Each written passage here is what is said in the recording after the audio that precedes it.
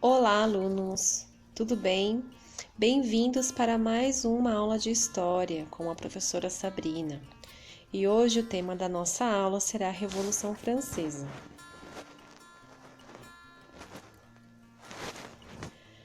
A Revolução Francesa, ela aconteceu do período de 1789 até 1799. E ela foi um conjunto de eventos, que alterou o quadro político, econômico e social da França. Por quê? Antes da Revolução, a França ela era caracterizada pelo antigo regime, ou seja, o absolutismo monárquico. O que é esse absolutismo monárquico? É quando o poder ele está totalmente concentrado na mão de um rei. Por isso que nós chamamos de absolutismo monárquico. Tinha também o mercantilismo e a sociedade, ela era estamental. O que é uma sociedade estamental? É uma sociedade onde há divisão de classe social. Então nós tínhamos a nobreza, o clero e a burguesia e os camponeses. Nessa sociedade estamental, se nós formos pensar nela como uma pirâmide, então a burguesia e os trabalhadores rurais, eles ficavam na base dessa pirâmide e eles sustentavam os outros dois estados, por isso que nós chamamos de sociedade estamental ou sociedade de estados, tá? A Revolução ela rompeu com esse antigo regime, que dominava a Europa desde o século XV. E ela tornou-se assim um importante marco histórico, iniciando a Idade Contemporânea. Então, o marco da Idade Contemporânea, se nós pensarmos na linha do tempo da história, o marco dessa Idade Contemporânea é a data de 1789, com o advento da Revolução Francesa.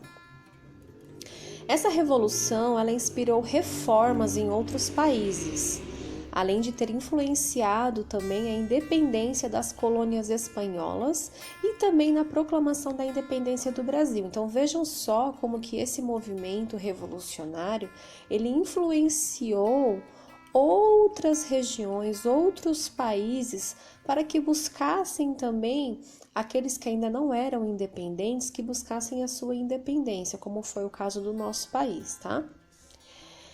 Embora essa revolução ela seja uma revolução burguesa, e mais para frente eu vou explicar o porquê que ela foi uma revolução burguesa, houve também uma forte participação popular nessa revolução. Ela representa o momento em que a burguesia ela já era detentora do poder econômico e ela atinge o poder político. E por que ela atinge o poder político?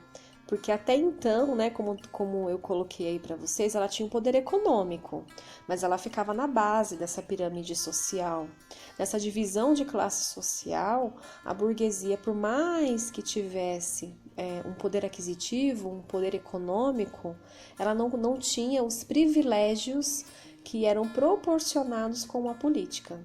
Tá? Então, por isso que a gente chama essa revolução de uma revolução burguesa, porque iniciou-se com a burguesia chamando o povo para participar dessa revolução. Bom, dentre as principais causas da Revolução Francesa, a gente pode destacar o custo da monarquia.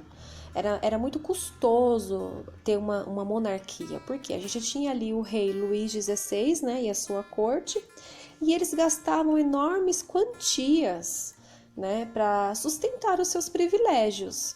Então, quem que pagava essas quantias? Eram justamente os burgueses, tá? Eles pagavam através dos impostos. As ideias iluministas também elas influenciaram o desejo por essas reformas políticas e econômicas, tá?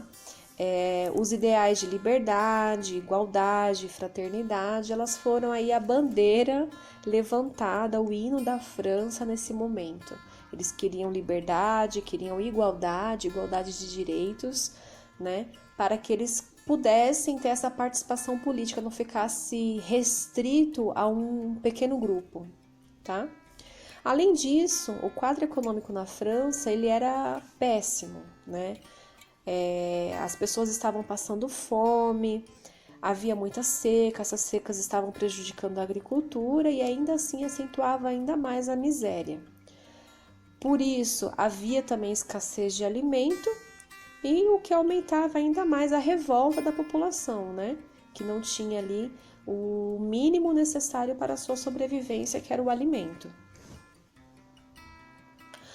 A divisão da sociedade francesa, ela também pode ser considerada como a causa da revolução, pois não havia uma mobilidade, né? E a posição social das pessoas, ela dependia do nascimento. Então, por exemplo, um burguês, ele tinha dinheiro, né? Vamos colocar assim.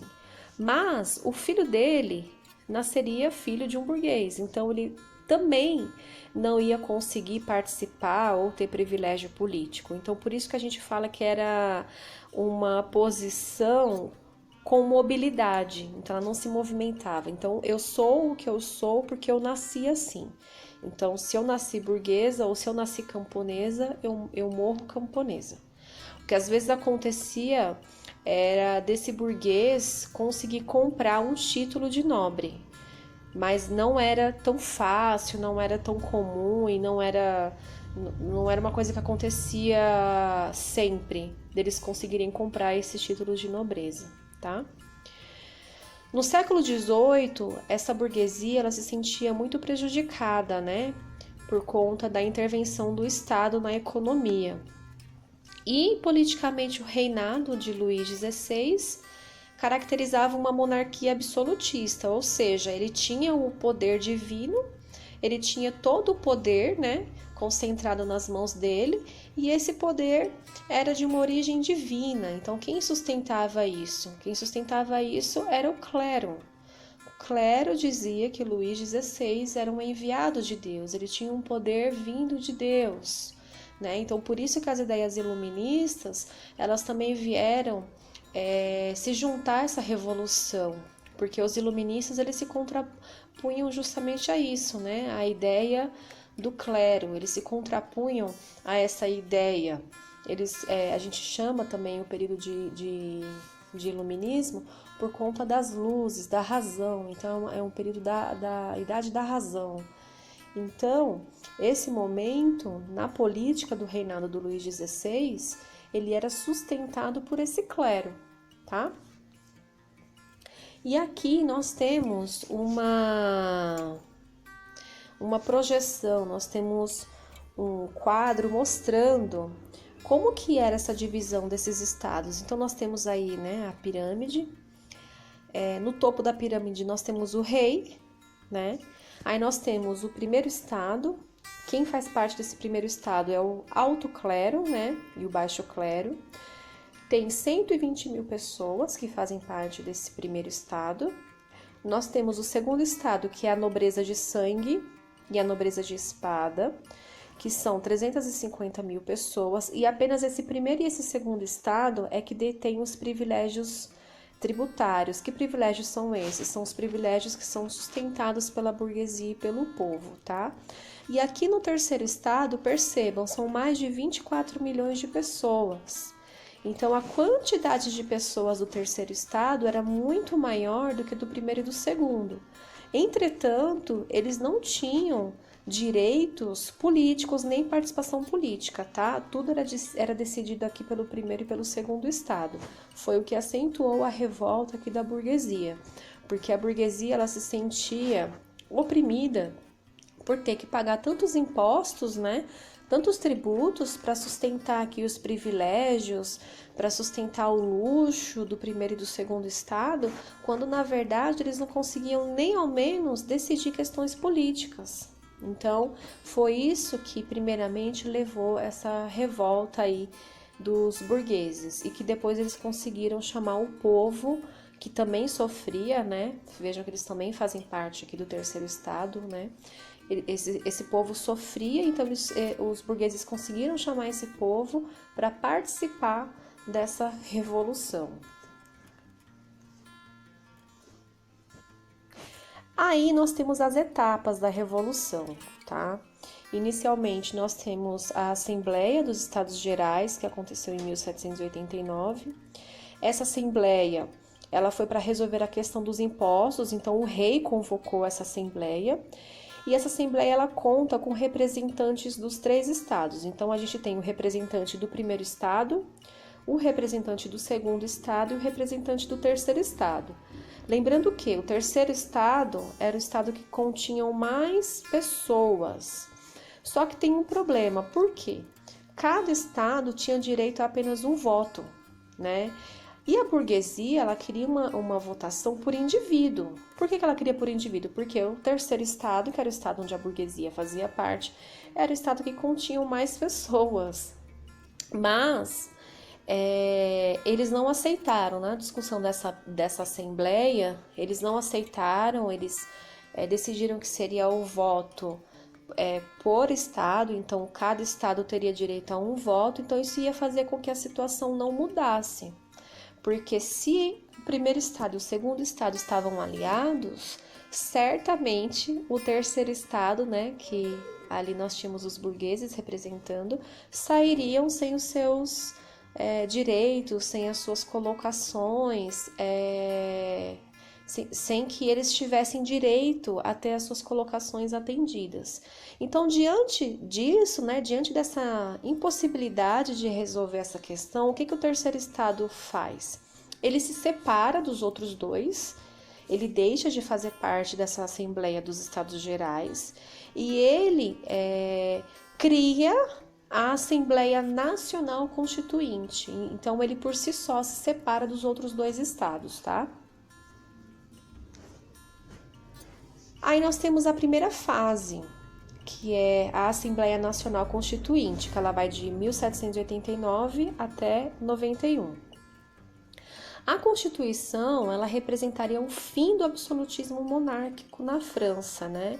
Então, o que acontece? O povo, ele invade a prisão da Bastilha e, nesse momento, representa simbolicamente o fim do antigo regime.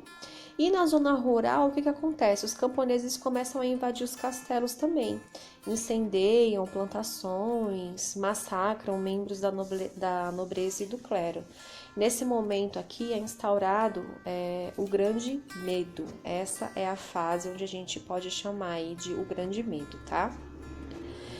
Essa tomada da Bastilha, que aconteceu em 14 de julho de 1789, ela é um marco da Revolução Francesa, tá, gente? Então, sempre quando vocês pensarem em Revolução Francesa, pensem na queda da Bastilha, tá? A tomada da Bastilha. E as decisões da Assembleia Nacional Constituinte passaram a ser o quê? Primeiro, a Declaração dos Direitos do Homem e do Cidadão, então todos vão ter direito à liberdade e à defesa da propriedade, coisa que antes eles não tinham. Eles extinguem os privilégios da nobreza, eles aprovam a Constituição Civil do Clero, então eles confiscam as terras da igreja, né? E agora esses membros da igreja, eles são subordinados ao Estado francês e eles promulgam também uma nova Constituição, tá? Nessa nova Constituição vai estabelecer o voto censitário e a tripartição dos poderes. Então, não mais a gente vai ter um rei. Então, a gente não, nesse momento aqui, desse período aqui da Revolução, a gente não tem mais um rei como uma figura central. Nós vamos ter uma divisão de poderes, tá? É mais ou menos assim, parecido com o que nós temos hoje no Brasil.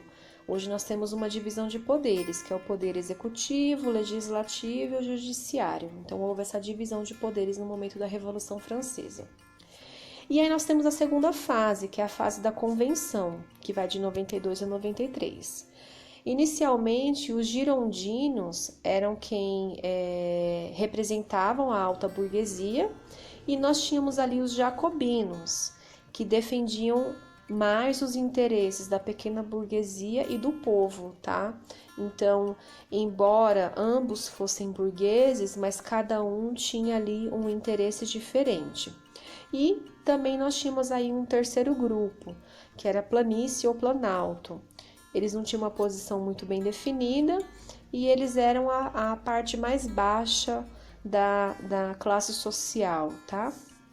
Nessa convenção foi decidido por votação que o rei ele seria deposto, tá? Só que o que aconteceu? O rei ele tentou fugir. Como ele tentou fugir, então ele foi levado à guilhotina, né? Por esse fato dele ter tentado deixar o país, então ele foi guilhotinado. E aí, em junho de 793, a gente inicia a República Jacobina, liderada aí por Robespierre, né? Esse momento ficou conhecido como o momento do terror. Por quê? Porque o que acontece? O Robespierre, ele tinha a intenção de revolucionar a França, de fazer um novo governo. E ele representava uma ala da burguesia, que era uma ala mais baixa, mas também representava o povo.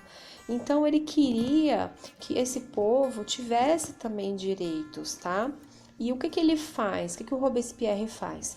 Para ele não ter ninguém que era contra ele, nenhum opositor a ele começa a prender as pessoas. Então ele começa a prender os líderes girondinos ou quem se opunha a ele também, tá? E o que ele faz nessa República Jacobina? Ele cria o Tribunal Revolucionário, que julga os opositores. Então a gente chama esse período, né, de período do terror, porque esses opositores, quando julgados, eles eram guilhotinados. Então a guilhotina ela foi muito usada durante a Revolução Francesa. E houve também a criação do ensino público e gratuito. Isso foi uma das coisas que aconteceram na época do governo da República Jacobina. Outra coisa que ele fez, abolição da escravidão nas colônias, tabelamento dos preços dos alimentos e a instituição do sufrágio universal masculino, tá? Isso foi uma das coisas que foi instauradas aí, criadas com a República Jacobina. Mas o que aconteceu? Os jacobinos começaram a perder a popularidade deles, porque é igual eu falei para vocês, conforme alguém se opunha ao Robespierre, Robespierre mandava, ó, guilhotinar. Então, se você era oposição ao Robespierre, se não concordava com o que o Robespierre fazia, então era guilhotinado. E foi aí onde aconteceu a queda do Robespierre. Aí nós tivemos a reação termidoriana, que vai de 1794 a 95. O Robespierre ele acaba sendo guilhotinado, né? E todas as medidas populares que ele instaurou, elas são canceladas, tá?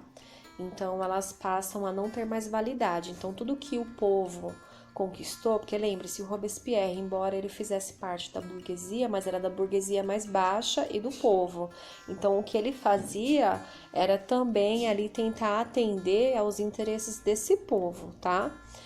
Então, nesse momento dessa reação termidoriana, há um restabelecimento da liberdade, né, dos preços, e eles promulgam uma nova Constituição, onde estabelece que o poder executivo ele vai ser exercido pelo diretório, além do retorno do voto censitário. O voto censitário é quando a pessoa ela tem direito de votar medido pela quantidade de posses de dinheiro que ela possui, tá? Ou de terras que ela possui. Então passa também aí a ser um voto excludente. Por quê? Porque não são todos que vão ter a participação política. Nesse momento, a alta burguesia ela volta ao poder, né? E ela volta aí disposta a consolidar as suas conquistas, que na verdade era exatamente isso. Não é que a burguesia queria que o povo tivesse direitos, não. A burguesia queria que ela tivesse direitos, que ela participasse da política, que ela também tivesse privilégios. Na verdade, a intenção da burguesia era essa, tá? Então, em agosto aí de 1795, criado aí o diretório. Nós temos 5 membros que são chamados de diretores e eles exercem o poder executivo. O diretório ele teve maioria girondina, né? Sofria oposição dos jacobinos e também dos monarquistas. Enfrenta a tentativa de golpe de 2 grupos, né? Como a conspiração dos iguais que tinha aí um líder jacobino, né, que foi preso também, guilhotinado pelos girondinos. Então aí os girondinos começam a também usar uma tática que foi usada pelos jacobinos, que é usar a guilhotina. E externamente a França ainda enfrentava com sucesso aí os países absolutistas, né, e começou a se destacar o Napoleão Bonaparte, tá? Nesse momento a gente tem a consolidação, né, da República Burguesa. Os girondinos apoiam o golpe de 18 Brumário, que é quando Napoleão ele assume, ele derruba o diretório e ele institui o consulado. Bom, esses foram os motivos aí da Revolução Francesa, foram as fases, mas é importante que vocês tenham em mente que havia uma divisão de classe social, onde nessa divisão de classe social nós tínhamos um grupo chamado de burgueses, de burguesia, onde esse grupo ele não participava do poder, ele não participava das decisões políticas e por isso esse grupo se revoltou, né, contra as decisões daquele estado, do primeiro e do segundo estado, né, e aí também influenciado pelas ideias iluministas, esse grupo de burgueses chama também o povo que já estava revoltado, já estava sofrendo com a miséria, para se juntar à sua causa da Revolução Francesa, ok? Na próxima aula eu falo para vocês um pouquinho sobre aí o governo de Napoleão Bonaparte. Tá? Inicialmente Napoleão derruba aí o diretório, mas depois ele volta com a monarquia absolutista, agora na figura de Napoleão Bonaparte. Eu espero que vocês tenham entendido aí o contexto da Revolução Francesa, tá? Até a próxima aula. Tchau, tchau.